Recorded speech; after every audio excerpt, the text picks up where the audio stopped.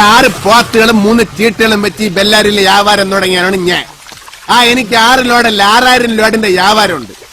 എന്റെ മുടാഞ്ചാലുണ്ടല്ലോ പൈലാട്ട് നൂത്തരം കണ്ട.